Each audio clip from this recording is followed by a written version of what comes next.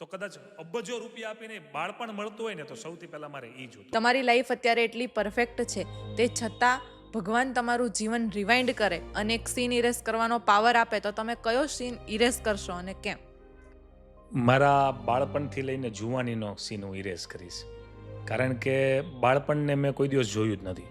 મને એક પણ કિસ્સો એનો યાદ નથી, એક પણ મારો મિત્ર યાદ નથી. કારણ કે બહુ નાની ઉંમર હતી અને ઘરની જવાબદારીઓ એટલી બધી હતી, એટલે નીકળી પડવું, એટલે કે સમાજની અંદર નીકળી પડવાનું હતું કમાવા માટે.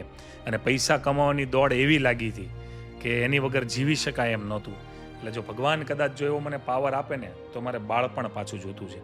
ત્યારે કેવું હતું કે રમકડા બહુ બધા હતા, પૈસા નહોતા.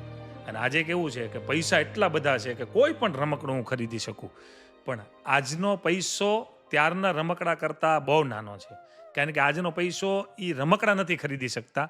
અને કદાચ જો ખરીદાય પણ ને તો કદાચ અબજો રૂપિયા આપીને બાળપણ મળતું હોય ને તો સૌથી પહેલાં મારે એ જોતું છે. તો હું ભગવાનને એમ કહીશ કે મને મારું બાળપણ પાછું આપી દો.